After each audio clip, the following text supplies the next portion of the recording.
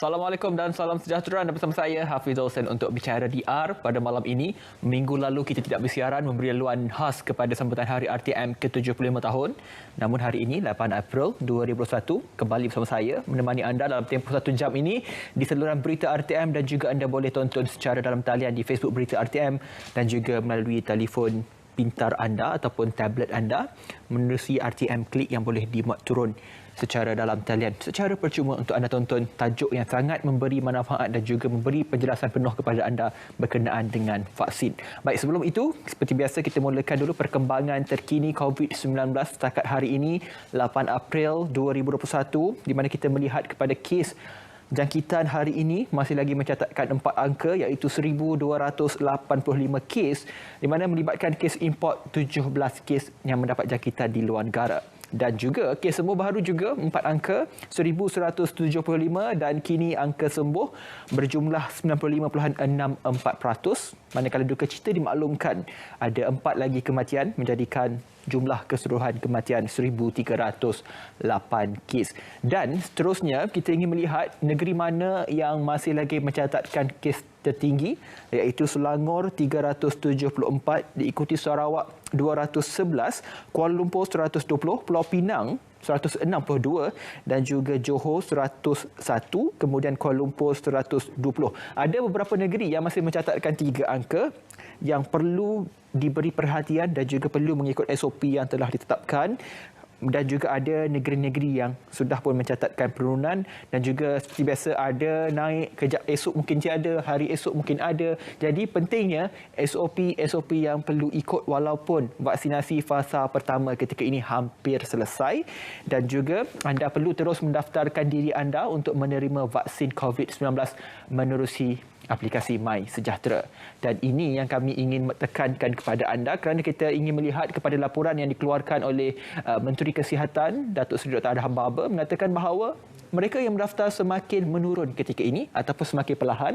Jadi menjadi tanggungjawab saya dalam bidang ini, bukan sahaja dalam bidang kesihatan, malah tanggungjawab sosial saya sebagai pekerja media untuk mengingatkan kepada anda untuk terus mendaftarkan sebagai penerima vaksin, iaitu fasa kedua bakal bermula pada 19 April ini. Baik, untuk bercakap berkenaan dengan itu, perlu kita tahui dan juga perlu kita fahami apakah yang perlu kita tahu dan perlu kita bersedia, dan siapakah yang dimaksudkan dengan golongan fasa kedua ini. Sebelum itu, saya perkenalkan tetamu yang sudah pun bersedia di studio, Dr. Norfiz Zaltun Borhan, Pakar Perubatan Kesihatan Awam, Pejabat Kesihatan Wilayah Persekutuan Putrajaya. Apa khabar, Doktor? Ya, Alhamdulillah, sihat. Dan seorang lagi pakar, 2 pakar menemani saya untuk memberi makluman kepada anda hari ini. Dr. Rozita Abdul Rahman, Pakar Perubatan Kesihatan Awam, Pakar Bahagian Pembangunan Kesihatan Keluarga, Cawangan Kesihatan Keluarga KKM. Apa khabar, Doktor? Alhamdulillah. Doktor tidak asing lagi untuk dalam rancangan ini dan juga rancangan-rancangan lain untuk kita bercakap berkenaan dengan vaksin ini. Dan seperti saya katakan kepada anda, 2 pakar hari ini untuk menangani setiap persoalan yang saya akan berikan. Penting untuk anda, khususnya anak-anak yang mana golongan kedua mungkin terdiri daripada ibu bapa kita yang sedang menonton di rumah. Bagaimana kita ingin meyakinkan dan apakah persediaan yang mereka perlu lakukan. Baik, sebelum kita bersedia apa yang perlu kita lakukan, kita ingin sihat dulu resepi sihat hari ini, khasiat bawang putih. Bawang putih ni favourite saya juga, jadi saya nak tahu apa khasiatnya. Kita saksikan dulu apa pentingnya bawang putih. Saksikan.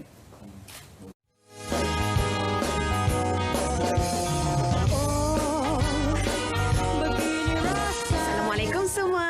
Sayang-sayang semua sihat? Minggu ni Akak nak ceritakan tentang khasiat Allium sativum atau lebih dikenali dengan bawang putih. Menurut Wikipedia, bawang putih dipercayai berasal daripada tengah pergunungan Asia, Tajikistan, Turkmenia, Uzbekistan, utara Iran, Afghanistan dan Pakistan.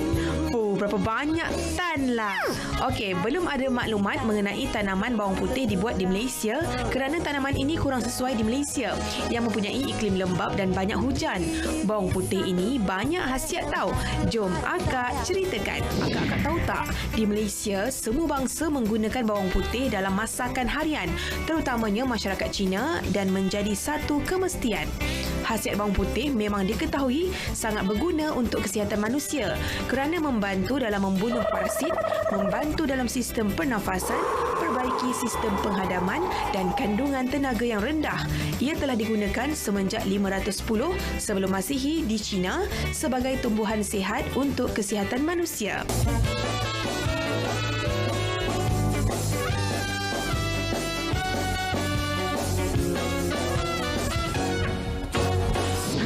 Akak-akak nak tahu tak? Selain berfungsi sebagai antibakteria, bawang putih didapati sangat baik untuk mengelakkan penyakit serangan jantung dan mengurangkan tekanan darah tinggi dan penyakit kanser.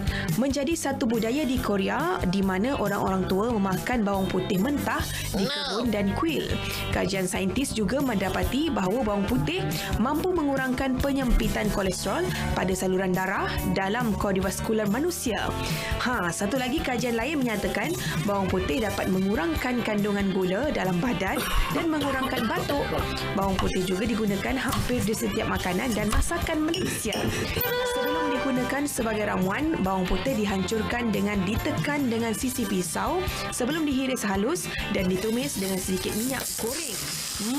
Akak pun feeling bau masakan ni. Ish, banyak betul khasiat bawang putih ni kan? Lepas ni akak-akak jangan lupa letak bawang putih itu tahu untuk kebaikan suami dan anak-anak juga. Barulah isteri Miss Sally gitu. Okey, bye. Assalamualaikum.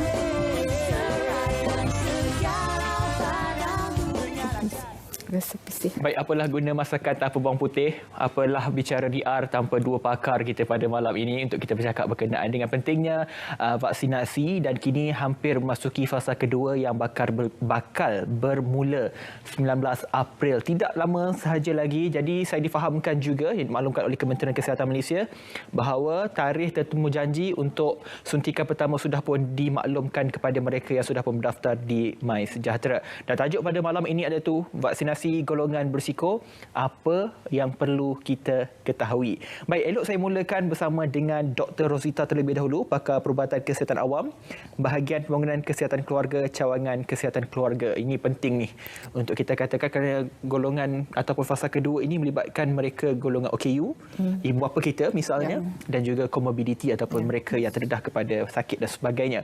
Baik, pentingnya untuk kita melihat bahawa 19 April ini tinggal kurang lebih seminggu sahaja lagi bakal bermula, dan persoalannya kita hari ini untuk maklumkan kepada mereka, sebab kita difahamkan ada golongan-golongan tertentu ini yang mengambil sikap tunggu dan lihat untuk melihat fasa pertama bagaimana kejayaan dan sebagainya. Apatah lagi banyak laporan mengatakan kesal-kesal pinggan dan sebagainya. Elok doktor terangkan kepada kita semua persediaan khususnya kepada golongan yang dikategorikan sebagai fasa kedua ini, Doktor. Betul. Terima kasih Saudara Hafiz.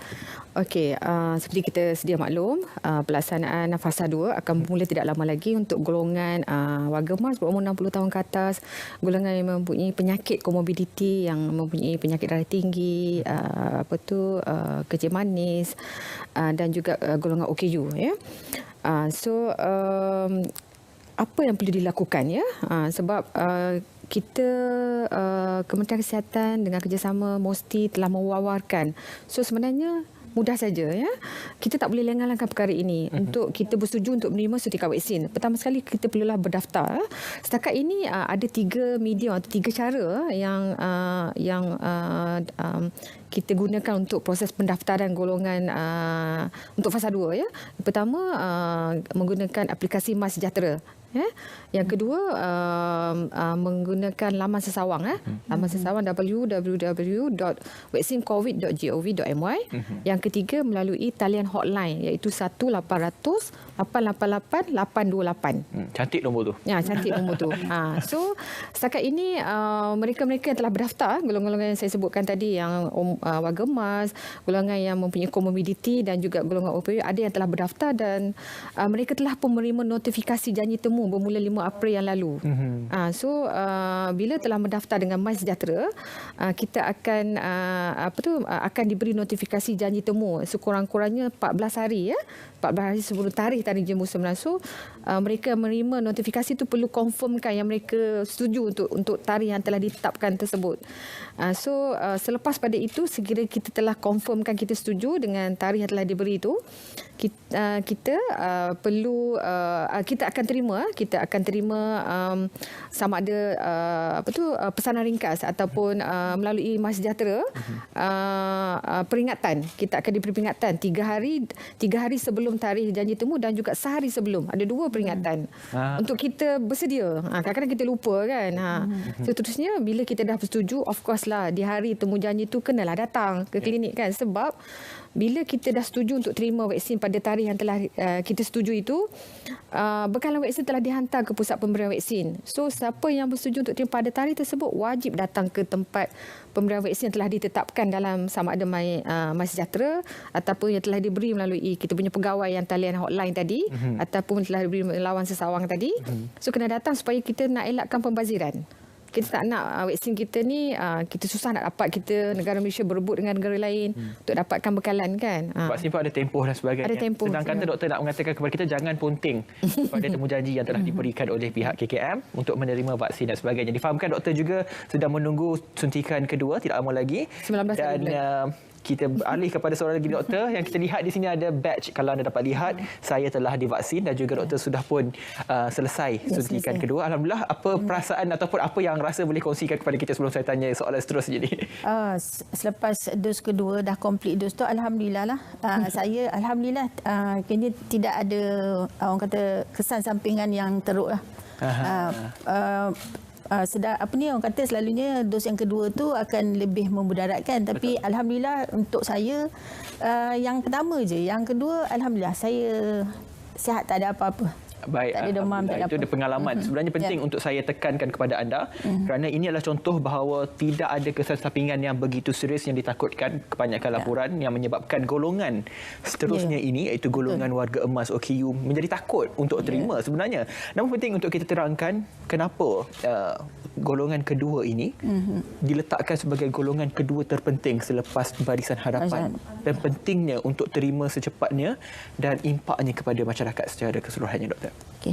Seperti mana kita tahu bahawa vaksin ni sebenarnya memang ada merupakan salah satu langkah lah kalau dalam pencegahan kesihatan awam, dia merupakan pencegahan sekunder.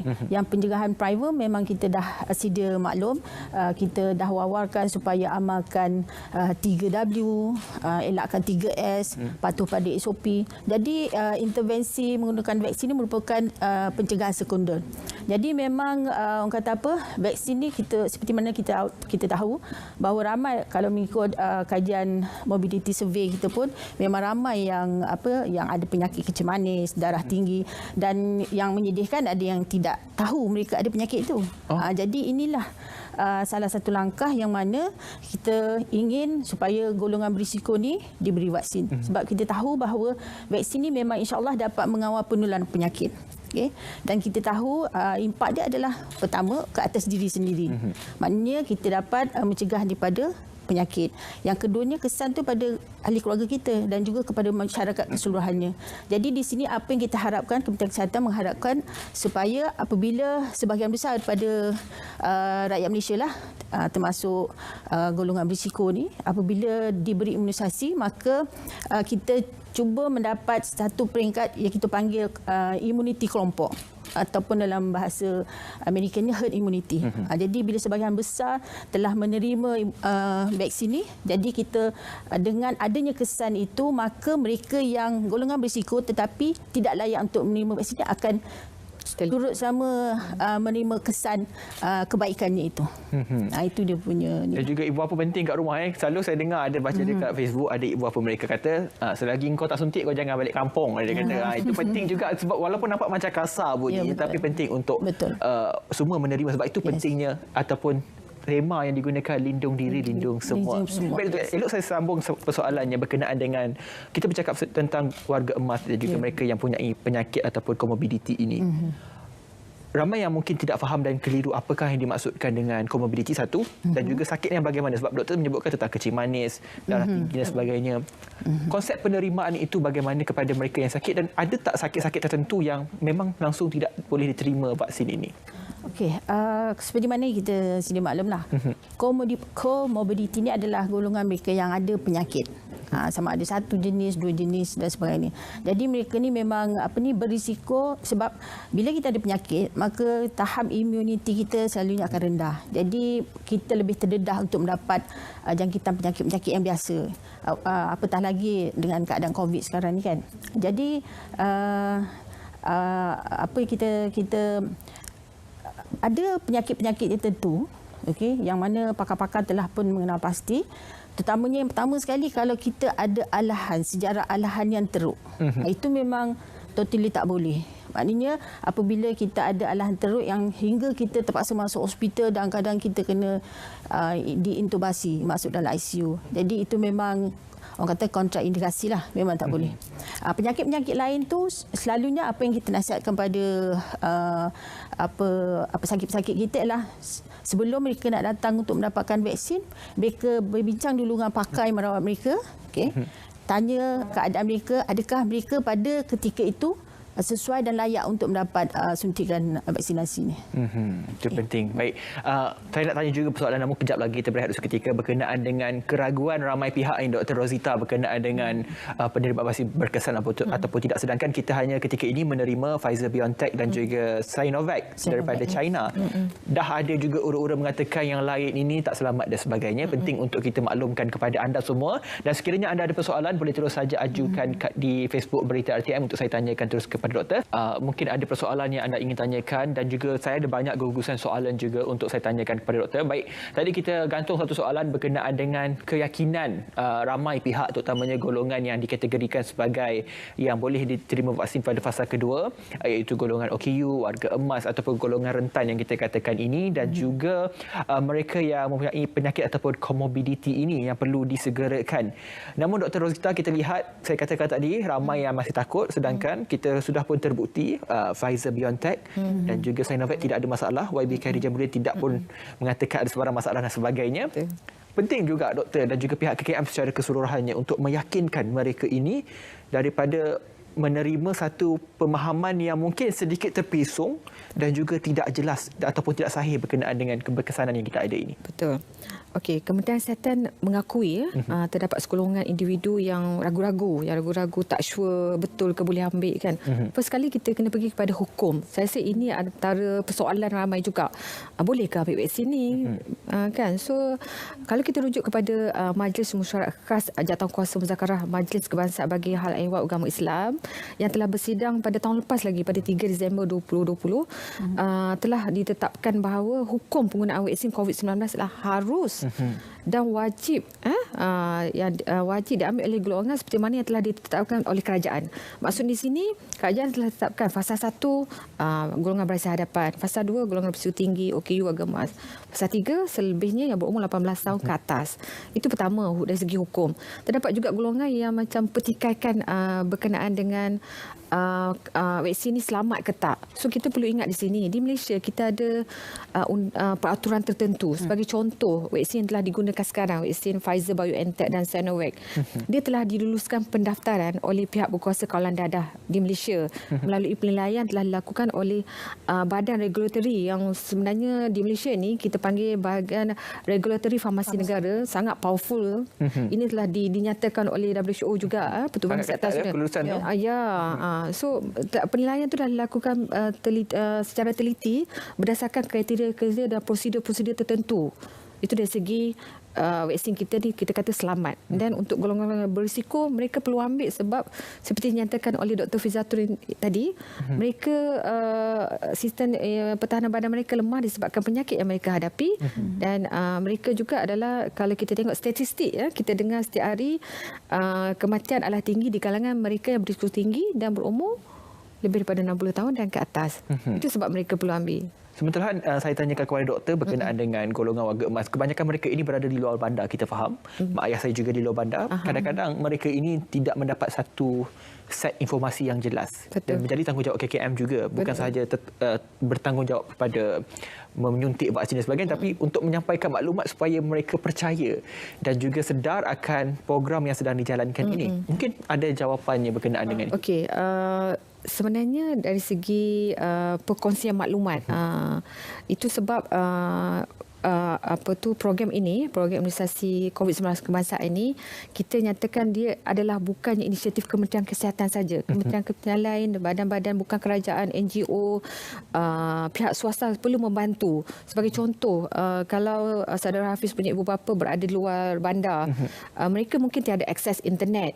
So mungkin informasi yang tepat yang diperoleh daripada sumber yang tepat. Sumber yang tepat sekarang adalah daripada laman web Kementerian Kesihatan Malaysia sebagai contoh, laman web MOSTI ataupun Facebook MKN ataupun laman sosial MKN.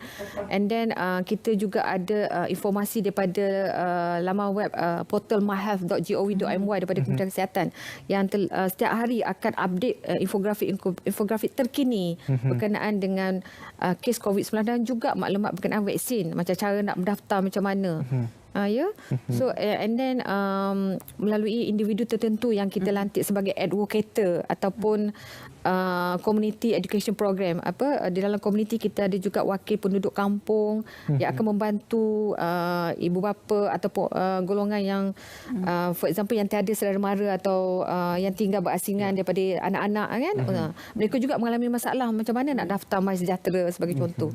So sokongan orang ramai tak semestinya daripada kalangan kaki tangan kerajaan, tetapi juga individu tertentu, ketua kampung, wakil-wakil kerajaan, wakil-wakil bukan kerajaan diperlukan. Betul. Kalau semua pihak mengembeling tenaga, saya pasti kita dapat capai matlamat kita untuk hujung akhir tahun ini, insya-Allah, untuk mencapai ataupun herd immunity ataupun immunity kelompok itu. Baik Dr. Fizatun, kita melihat banyak kajian menunjukkan bahawa golongan berisiko ini terdedah kepada jangkitan vaksin COVID-19. Maafkan saya, terdedah kepada jangkitan COVID-19 dan kesannya kita dapat lihat sehingga membawa kepada kematian, kerana kita melihat kepada data kematian adalah majoritinya adalah golongan warga emas. Persoalannya ketika ini kita ingin jelaskan kepada mereka dan juga setelah mereka menerima vaksin nanti, kesannya apa yang mereka perlu melihat adalah adakah mereka ingin menerima kesan jangkitan ataupun kesan suntikan. Itu pastinya dua perkara yang berbeza. Mungkin doktor boleh jelaskan supaya mereka faham berkenaan dengan betapa pentingnya kalau sakit pun tak apa, at least sekurang-kurangnya sudah dilindungi oleh vaksin itu sendiri. Okey, Saudara Hafiz. Kesan terhadap penyakit tu memang kalau kita tengok hingga sampai masuk ICU dan sebagainya. Okay. Jadi sebab itu vaksin ini penting. Okay. Contoh memang ada kesan, tapi kita boleh bagikan dalam 3 kategori lah. Kesan sampingan yang ringan, kesan sampingan sederhana dan kesan sampingan yang teruk.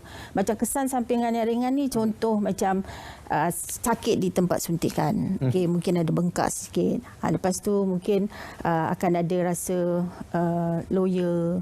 Ada yang rasa nak muntah. Ada juga ni pengalaman rakan-rakan dan mereka yang pernah mendapat suntikan lah. Ada yang rasa macam mereka penat.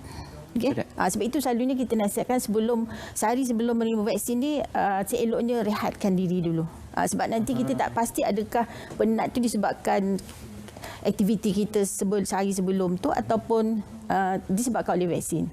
Jadi selalunya kita nasihatkan supaya rehat. Jadi kesan sampingan yang sederhana ni kira macam contoh ada juga yang apabila selepas suntikan mereka mengadu rasa berdebar-debar. Jadi sebab itu selepas suntikan selalunya kita akan pantau selama 15 ke 30 minit lah di stesen pemantau tu untuk kita nak melihat sekiranya ada kesan-kesan sampingan. Jadi dan untuk makluman juga di PPV ataupun pusat pemberian vaksin memang kita ada dah sediakan unit petugas untuk kes-kes kecemasan. Maknanya kita ada dah standby ambulans dan peralatan untuk kecemasan di pusat PPV lah, kita panggil pusat pemberian vaksin. Pemantauan 30 minit, 15 ke 30 minit terpakai untuk semua fasa. Terpakai untuk semua fasa, ya. Macam kami frontliner pun memang selepas diberi suntikan vaksin, maka kita diminta untuk duduk di stesen pemantauan. Kita dipantau selama 15 ke 30 minit untuk memastikan kalau sekiranya ada apa-apa reaksi lah kesan sampingan daripada suntikan tersebut. Itu SOP ketika pengambilan suntikan vaksin 15 ke 30 minit seperti mana yang anda saksikan secara langsung dahulu ketika mana Yang Berhormat Perdana Menteri. Begitulah situasinya. Baik doktor, kalau kita bercakap tentang ini juga, kita faham bahawa golongan fasa kedua ini boleh ambil dan sebagainya. Namun persoalannya juga ada yang mengatakan bahawa mungkin ada golongan-golongan yang mungkin tidak boleh langsung menerima suntikan ini. Ada penjelasan di sebalik perkara ini, Doktor? Golongan yang tidak boleh menerima ni kita klasifikasi sebagai contoh di pihak kami sendirilah dikategorikan sebagai frontliner ya. Sebagai contoh yang pertama, sekiranya kami menerima suntikan dos pertama Pfizer BioNTech, kami mendapat kesalahan yang serius. Kesalahan selepas suntikan pertama. So suntikan kedua kita tak bagi. Sesiapa yang mendapat alahan serius terhadap vaksin masa suntikan pertama. So dos kedua tidak akan diberilah untuk kes-kes yang macam ini. Dan juga mereka-mereka yang punya alahan teruk kepada kandungan mRNA dalam vaksin kita. For example, kita guna vaksin jenis mRNA dalam Pfizer BioNTech kan. So mereka yang punya alahan kepada kandungan mRNA. Tetapi juga tetapi juga terdapat kes-kes di mana sekiranya seseorang itu mempunyai masalah sedang rawatan, di mana mereka ni kita kategori sebagai mempunyai sistem pertahanan badan yang lemah, sistem imuniti badan lemah lah. Ketahanan badannya lemah disebabkan oleh penyakit-penyakit tertentu atau disebabkan rawatan. Sebagai contoh, mereka yang sedang menjalani rawatan kanser, menjalani rawatan kemoterapi ataupun pesakit HIV. So sistem imuniti mereka rendah. So mereka juga tidak diberi vaksin sebab kita jangkakan kalau kita beri vaksin pada mereka tindak balas tu tidak akan berlaku sebab sistem imun mereka dah lemah kan. Tetapi juga ada juga golongan-golongan yang kita perlu penilaian terhadap masalah kesihatan mereka. Sebagai contoh, mereka yang punya masalah pendarahan, bleeding disorders, hemofilia sebagai contoh. Dan sekiranya seseorang yang bercadang untuk mengandung, mereka juga perlu berjumpa dengan doktor dahulu. Dan sama mereka yang menyusukan bayi, so mereka yang sedang dalam rawatan atau mengambil ubat yang kita panggil ubat cair darah. Biasanya orang yang punya masalah jantung, ya. Macam itu. So mereka ni memerlukan penilaian daripada doktor, perlu pemeriksaan rapi doktor dahulu dan seterusnya kita akan nilai dia lah whether mereka perlu dapatkan vaksin atau tidak boleh diberi vaksin. Kalau saya melihat kepada penerangan dua doktor pakar ini tentang ketersediaan dan juga persediaan yang dilakukan oleh KKM, alangkah ruginya jika kita tidak mengambil peluang kemasan ini untuk mendaftarkan diri dan sebagainya, kerana ramai lagi negara-negara di luar sana masih lagi tidak menjalankan program vaksinasi atas sebab keuangan dan sebagainya. Jadi kita rasa bersyukur kerana program vaksinasi kita berjalan mengikut perancangan yang telah ditetapkan oleh pihak kerajaan. Baik doktor, ada juga persoalan ramai pihak ni, mungkin saya nak ajukan kepada dua selepas ini, berkenaan dengan mungkin ibu bapa mereka ataupun nenek mereka atau atuk mereka yang sudah pun terlalu tua, yang terlalu uzur. Adakah mereka ini boleh menerima suntikan vaksin? Persoalannya dan jawapannya sekejap saja lagi.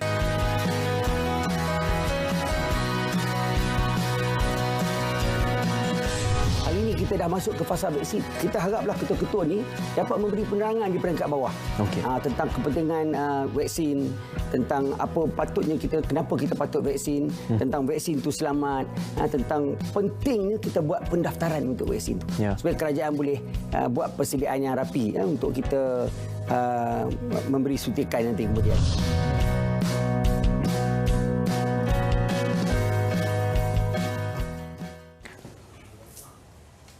Baik, masih lagi membicarakan berkenaan dengan vaksinasi khusus kepada fasa kedua yang bakal, saya sukar betul nak sebut perkataan bakal ni. Bakal bermula pada 19 April ini, insya-Allah kita doakan supaya ia berjalan lancar, dan kepada mereka yang sudah pun menerima tarikh temu janji, sila jangan ponting kerana itu adalah penting, kerana persediaan sudah dilakukan dengan rapi oleh pihak KKM di pusat pemberian vaksin nanti. Baik, tadi Dr. Rosita menyebut berkenaan dengan alahan dan sebagainya. Saya ingin meraihkan soalan rakan kita di Facebook Isma Solihin ini, mengatakan bahawa beliau ada sejarah asma dan sebagainya. Terma alahan itu banyak menimbulkan persoalan juga. Malah kepada saya, sebab saya pun ada alahan makanan laut, seafood. Jadi persoalannya, kalau saya boleh tanyakan kepada Dr. Fizatun terlebih dahulu, berkenaan dengan terma alahan ini, merujuk kepada alahan yang bagaimana sebenarnya? Okey, yang kita maksudkan di sini yang betul-betul kontraindikasi, maknanya tak boleh langsung, adalah alahan yang apabila kita mengalaminya menyebabkan kita sukar bernafas, okey, dan hingga memerlukan bantuan alat pernafasan. Itu bila peringkat alahan teruk lah. kalau setakat bengkak, tak ada gangguan pada pernafasan dan yang lain-lain tu, kita boleh kategorikan sebagai sederhana. Itu maksud. Alahan di sini dia terpulang mungkin pada makanan, mungkin pada ada yang kena sengat tebuan, dia tiba-tiba dapat kita panggil anaphylactic shock. Okey. Jadi dia kadang individu tu sendiri dia kadang dia boleh tahu dia alah pada apa. Selalu individu tahulah. Jadi saya tak ada masalah kalau saya alahan kepada seafood ni. Kalau makan seafood selama ni tak ada apa-apa, maknanya mungkin setakat gatal je, insyaAllah boleh terima vaksin. Sebab saya nak menerima vaksin. Jadi itu persoalan saya jugalah. Baik, tadi kita gantung satu soalan berkenaan dengan mungkin ada nenek lah selalunya yang terlalu tua, mencecah umur ratusan tahun misalnya. Adakah mereka ini boleh menerima suntikan vaksin? Tak ada ke kerisauan mungkin yang kita boleh kongsikan tentang isu ini, Doktor? Okey, pemberian fasa 2 memang kita dah tetapkan untuk golongan warga emas berumur 60 tahun ke atas. So kalau terlalu tua, for example melebihi 80 tahun, mereka ini perlu dinilai macam saya kata tadilah, mereka tak ada penyakit kronik tapi because of umur je kan, macam mereka terlalu lemah, terlalu kita panggil fragile lah, frail. So untuk pelaksanaan pada golongan yang ini, sebenarnya Kementerian Kesihatan dengan kerjasama Persatuan Geriatrik Malaysia sedang memperincikan dia punya garis panduan. Mereka ada developkan, kita panggil ada satu skor. Skor macam kalau mereka ni terlalu tua, tak ada penyakit, macam mana nak beri kepada mereka. So ketetapan ataupun keperincian berkenaan hal ini sedang dalam semakan. So akan dikeluarkan oleh KKM dalam masa terdekat. Walau bagaimanapun, sebagaimana yang kita tahu kalau kita daripada media sosial dan juga berita-berita daripada luar negara, kalau kita tengok pelaksanaan pemberian vaksin Pfizer-BioNTech di UK sebagai contoh, fasa pertama mereka bagi kepada golongan tua dulu. Golongan tua mereka bukan bagi pada golongan tua yang 60 ke atas, mereka bagi pada golongan tua 80 hingga 89 tahun. Betul. Dan juga kita melihat negara-negara Eropah lain sebagaimana yang kalau kita tengoklah macam Brazil, umur 115 tahun yang paling tua 115 tahun. Europe ada warga tua yang terima yang paling berumur sampai 114 tahun. Dan negara-negara Eropah lain yang telah melaksanakan program ini, mereka memang vaksin diberi kepada golongan yang kita panggil tua-tua lah. Kalau ada Pertuan Kesihatan Sudunia, dia maksudkan old. 80. Tua betul lah orang kata kan, istilahnya. Tapi again lah yang macam ni of course lah akan diperincikan pelaksanaannya nanti. Malah kalau kita lihat juga di Malaysia, Yang Berhormat Tun Dr. Mahathir juga menerima suntikan awal juga, dan alhamdulillah masih lagi kita tidak ada isu-isu berkaitan dengan kesihatan beliau dan sebagainya. Baik, kita melihat, saya suka buat perbandingan kalau Dr. Fiza, kita melihat kepada golongan pertama yang menerima dan juga golongan yang kedua bakal dilakukan ini berkenaan dengan berapa lama sebenarnya ketahanan yang bakal mereka terima. Adakah berbeza antara mereka yang bukan golongan kedua dan juga golongan kedua, atau sama saja apabila menerima suntikan nanti? Dia kesan kebaikan suntikan ni sama je. Dia tidak mengira you frontliner ke tidak ke. Yang pentingnya ialah contoh macam untuk vaksin kombinasi Pfizer, untuk dos pertama antibody akan develop selepas 12 hari suntikan. Okey. Jadi sebab itu seluruh masa yang kita bagi adalah selama 21 hari. So selepas 21 hari kita perlu suntikan yang kedua. Sebab untuk antibody kita untuk build up tu, dia mengambil masa selama lebih kurang 3 minggu lah. Okey, selepas dos kedua tu maka baru kita dapat kesan 95% tu. Kalau untuk dos pertama kita mungkin dapat setakat 50% saja. Jadi kita perlukan 2 dos tu. Dan tempohnya yang kita perlu tu adalah 21 hari. Kalau untuk Pfizer ni kita boleh bagi dalam 19 ke 40 hari lah jarak antara dos pertama dan kedua. Dan untuk setakat kajian yang sedia ada ni, berapa lama maknanya untuk 2 dos ni bertahan, setakat yang kajian kita ada lebih kurang 6 hingga 8 bulan saja setakat ini. Jadi walau bagaimanapun kajian masih sedang giat dijalankan untuk mengkaji lagi tentang keberkesanan vaksin-vaksin ni lah. Masih di peringkat kajian. Yes. Sebab semua vaksin yang kita gunakan semuanya vaksin baru. So kajian sedang giat dilaksanakan. Namun tidak perlu rasa khawatir dan sebagainya. Dan persoalan seterusnya kita ingin tahu juga berkenaan dengan bagaimana orang boleh tahu jika tahap kesihatan mereka tidak membenarkan pengambilan suntikan vaksinasi kerana dikatakan memberi risiko kesan dan sebagainya. Sebab kita tahu kadang-kadang ramai yang nak sampai menipu tahap kesihatan mereka. Ini penting juga untuk doktor tekankan dan juga ingatkan kepada orang ramai. Jangan risau. Sebenarnya bila kita telah bersetuju untuk menerima vaksin, kita telah bersetuju untuk menjadi penerima vaksin COVID-19. Apabila kita sampai ke pusat pemberian vaksin, kita kan ada lima station tu kan. Mula-mula kita daftar MySejahtera, and then kita tunjukkan IC. That's why salah satu cara bila kita golongan dan kumpulan risiko ni, bila hari nak datang untuk ambil vaksin tu, kena bawa IC, kena bawa telefon. So kalau ada masalah kesihatan, kena bawa surat rujukan ke ataupun diagnosis penyakit dia sebelum ini kan. So bila kita sampai ke klinik, ada sesi, kita panggil sesi engagement lah, sesi counselling ataupun khidmat nasihat taklimat oleh doktor, oleh pakar perubatan ataupun doktor pegawai perubatan. So pegawai perubatan akan menilai. Kita akan macam sesi kalau pada masa tu, macam for example saya, kita pergi secara grup, so taklimat secara berkumpulan. So doktor akan tanya, pertanyaan doktor walaupun kita pergi secara berkumpulan, akan tanya seorang-seorang. Sebelum kita tanda tangan borang keizinan untuk menerima suntikan vaksin, doktor akan tanya kita ada alahan ke tak, kita ada penyakit apa sebelum ni, kita ada ambil ubat apa sebelum ni, kita pernah masuk ward untuk apa, kita pernah tak ambil suntikan tiba-tiba dapat anaphylaxis macam Dr. Fizatul cakap tadi, so kita akan menilai. So daripada situ kita dapat tahu kita ni boleh dilayak untuk menerima suntikan vaksin atau tidak. Itu sebenarnya yang kita lakukan. Ini berlanjutan sehingga fasa 3. Semua kita akan laksanakan penilaian kesihatan. Sebab tu sebelum suntikan tu kita ada diberi borang keizinan. So bila kita kata kita setuju untuk terima dan sekiranya for example Saudara Hafiz kata Saudara Hafiz ada alahan kepada seafood, tapi tak pernah ada sampai bengkak dekat tak boleh bernafas semua, so layak diterima diberi vaksin suntikan. Sebelum turun tanda tangan tu baca buku. Ada masalah juga ni. Tak sabar sangat sampai terpaksa menipu dan sebagainya. Baik, ini penting untuk kita tekankan kepada anda. Baik, bertemu kembali dalam Bicara DR. Masih lagi membicarakan topik yang sama, penting kepada anda semua berkenaan dengan vaksinasi kebangsaan yang hampir memasuki fasa kedua pada 19 April nanti. Dan juga sebelum kita merumuskan kepada perbincangan pada malam ini, kita seperti biasa bersama dengan Sofhatul dalam segmen ataupun kapsul farmasi. Hari ini bercakap berkenaan dengan program rawatan metadon. Apa yang dimaksudkan dengan rawatan tersebut? Silakan Farhatun.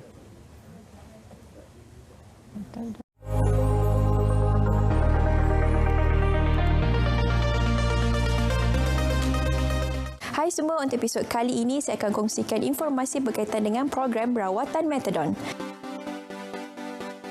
Kementerian Kesihatan Malaysia KKM melaksanakan program ini sebagai usaha menangani masalah penyalahgunaan dadah jenis opioid seperti heroin dan morfin. Program ini telah dilaksanakan sejak tahun 2005 lagi.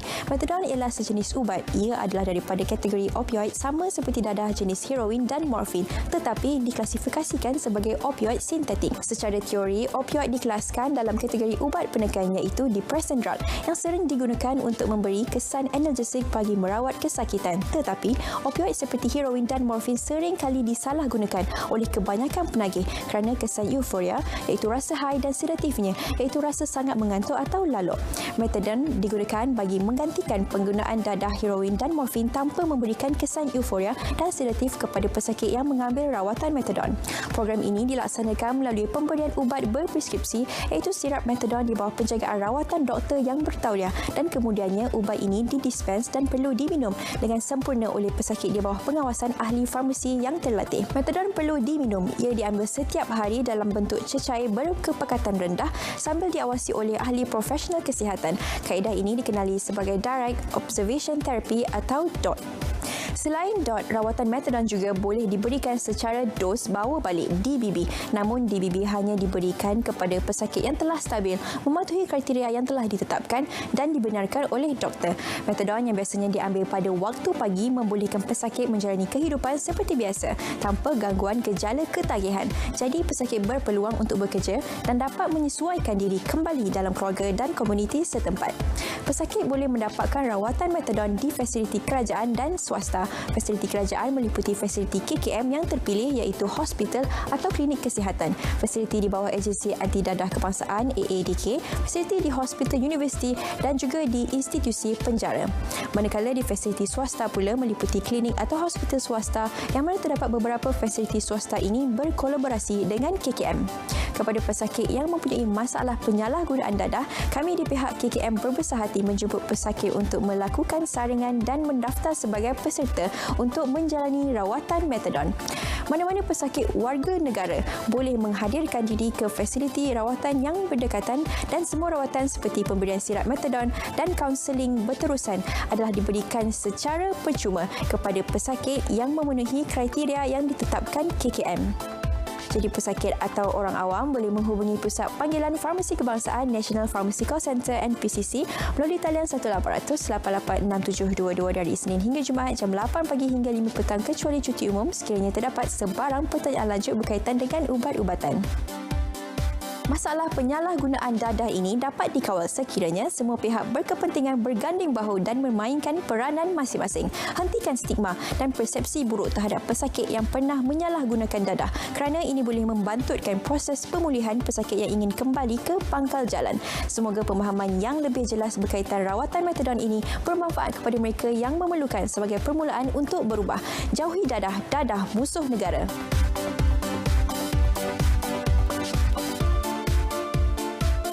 Tarik ulungan tu. Baik, terima kasih Safatun. Tak disilap nama, saya tertukar dengan nama doktor. Nama lebih kurang hampir sama. Baik, Doktor Pakar masih lagi menemani dan juga pakar farmasi juga sudah memberi penerangan kepada anda. Ingat pesan beliau, jauhi dadah. Ya? Itu penting kepada anda semua. Baik, kita ingin merumuskan perbincangan kita pada malam ini berkenaan dengan vaksinasi fasa kedua ini. Tadi doktor ada kongsikan kepada kita bahawa dalam tempoh 15 ke 30 minit untuk pemantauan. Adakah ada kesan sampingan dan sebagainya. Persoalannya, sekiranya seseorang individu itu kesan sampingannya datang kemudian selepas beberapa jam. Adakah pemantauan itu boleh dilakukan di rumah semata atau sememangnya kena pergi klinik kesihatan yang berhampiran, Dok? Okey. Apa yang kita nasihatkan, sekiranya mereka mendapati ada kelainan daripada kebiasaan mereka, contoh mungkin jantung berdebar ke, mungkin tiba-tiba demam ke. Jadi apa yang kita nasihatkan ialah kalau dia ada kawan-kawan doktor ke, call tanya. Kalau tidak pun maknanya dia boleh pergi ke klinik yang berdekatan. Cuma sekarang ni kita appointment based lah, jadi kita galakkan untuk membuat panggilan melalui telefon. Tanya sekian bagaimana. Jadi itu antara yang kita akan nasihatkan kepada mereka lah. Dan sekiranya mereka contoh mereka ada separuh, kita dari rumah kita ada alat untuk mengukur tekanan darah kan. Jadi kita boleh mengambil sendiri tekanan darah kita dan juga kadar nadi kita boleh pantau sendiri. Dan kalau sekiranya kita kita rasa ragu-ragu, seeloknya pergilah ke klinik ataupun hospital. Jangan tunggu, jangan kita kata sikitlah tak ada apa. Jadi kita takut akan memudaratkan diri kita kelak lah. Mungkin Dr. Rizal boleh tambah kalau kata mungkin rumah mereka jauh daripada pusat kesihatan dan sebagainya, langkah segera yang sekurang-kurangnya mereka boleh ambil jika berlaku kesan sampingan sebagainya. Sebenarnya sekiranya selepas mengambil suntikan vaksin dah balik rumah, tiba-tiba macam bengkak ke apa, notis kan. Pertama sekali kita perlu buat sebab di klinik kesihatan sebelum balik sebenarnya sebelum keluar daripada klinik di ruang pemerhatian antara 15 dan 30 minit tu, anggota kesihatan dan doktor akan nasihatkan dan bagi kaunseling dah. Sekiranya balik rumah, tuan-puan ada simptom atau tanda macam ni, apa perlu dibuat sebenarnya ya. Bagi contoh, kalau develop merah-merah ke, gatal ke, pening kepala ke apa, mula-mula jangan panik. Jangan panik. So kalaulah sekiranya kita mendapat notifikasi janji temu tu melalui MySejahtera, dalam sebenarnya bila kita buka MySejahtera ada satu komponen yang kita boleh laporkan kesan sampingan. Ada komponen kita boleh tick yang mana kita dapat kesan. Sebagai contoh, kalau kita kata kesan sampingan kita demam, kita tick kat situ ya. Dan khususnya kalau kita tak ada yang serius lah, kita rasa kita tak, jangan panik lah. Minum air dulu. Kalau demam sebenarnya boleh makan Panadol ya. Untuk hilangkan kita rasa ada setengah orang dapat kesan sampingan sakit di tempat suntikan. Itu yang paling biasa lah. Yang paling biasa. Lebih daripada kalau orang tu 10, maknanya 5 orang boleh dapat sakit kan. Sakit tapi sakit tu adalah secara sementara, bukannya sampai perlu pergi jumpa doktor lah. Biasanya sakit sekejap je. So kita boleh tunggulah ya. Yang kita tak boleh tunggu tu macam Dr. Fizatun cakap tadi, yang alahan serius, yang kita tiba-tiba sesak nafas. Tak boleh nafas, tiba jantung berdebar-debar, yang tak boleh kawal, yang lain daripada kebiasaan. So yang tu kita perlu minta tolong lah. Kalau kita ada sesiapa di rumah, ada suami, ada anak, boleh bawa ke klinik atau ke hospital atau minta tolong inilah. So Dr. Rita menyebut perkataan panik tadi kita sempat berbual berkenaan dengan sebelum suntikan itu pun penting untuk dalam keadaan bertenang dan sebagainya. Kerana ada sebabnya tidak boleh panik, doktor boleh kongsikan. Saya rasa kalau tak salah, bila saya rasa boleh kongsi pengalaman kawan-kawan sendiri. Sebagai contoh, sehari sebelum ambil vaksin, sebagai contoh kan, kena tidur awal, kena minum air banyak-banyak, relax kan. Sekiranya golongan berisiko dia memerlukan ambil ubat untuk darah tinggi, ambil ubat macam biasa seperti yang dinasihat oleh doktor. Jangan ponteng lah, jangan ponteng ubat, jangan ponteng apa-apa saranan nasihat doktor lah ya. So pada hari kejadian pun sama, jangan terlalu anxious. Takutlah semalam ada orang report dalam social media ada kesan sampingan macam ni macam tu kan. So sebenarnya ini adalah satu ikhtiar, satu tawakal ya. Percaya pada doktor.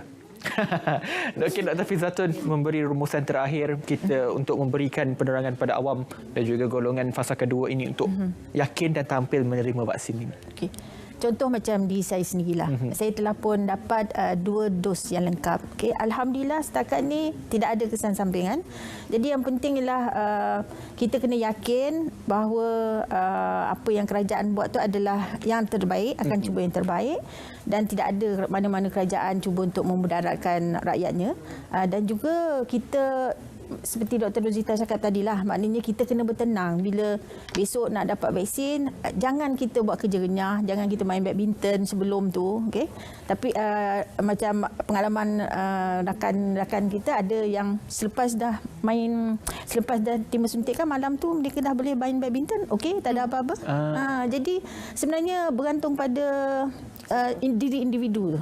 Bagaimana kesihatan mental dia, state of mental status dia macam mana pada ketika itu, dia boleh menerima tidak. Sebab apa yang kita fikirkan tu, itulah akan berlaku nanti. Jadi janganlah fikir yang bukan-bukan, nasihat saya lah. Dr. Rita, mungkin sedikit pesanan akhir, punch sikit ni. Saya menyeru kepada especially golongan yang kita akan beri suntikan pada fasa 2 nanti ya, golongan warga emas berumur 60 ke atas, golongan OKU dan juga golongan yang punya penyakit-penyakit komorbid ya. Bantulah, kita bukan nak lindungi diri kita juga, kita nak lindungi keluarga kita, kita nak lindungi komuniti kita, dan juga kita nak melindungi golongan yang tidak boleh menerima vaksin sebab penyakit-penyakit dan juga perkara-perkara lain. Mereka tidak boleh menerima vaksin. So kita kena dapatkan imuniti kelompok. Baik, lindung diri, lindung semua. Terima kasih sekali lagi kepada Dr. Nur Fizatun Borhan, Pakar Perubatan Kesihatan Awam, Pejabat Kesihatan Wilayah Persekutuan Putrajaya, dan juga Dr. Rozita Abdul Rahman, Pakar Perubatan Kesihatan Awam, Bahagian Pembangunan Kesihatan Keluarga, Cawangan Kesihatan Keluarga KKM. Baik, selalulah hubungi ibu bapa anda di rumah untuk kemas kini, mungkin dapatkan perhatian dan sebagainya berkenaan dengan program vaksinasi yang bakal berlangsung 19 April ini. Mungkin sudah pun menerima tarikh janji temu sebagainya. Mungkin ibu bapa kita terlepas pandang atau sebagainya. Jadi perlu untuk kita bantu mereka dan juga kita semua untuk membentuk imuniti kelompok ataupun herd community pada penghujung tahun ini, insya-Allah. Terima kasih kerana menonton Bicara DR pada malam ini. Teruskan mendaftar vaksinasi COVID-19 melalui aplikasi MySejahtera dan juga cara lain yang telah pun diaturkan oleh pihak kerajaan. Terima kasih sekali lagi, dan juga kepada anda semua, terus jaga diri. Assalamualaikum dan selamat malam.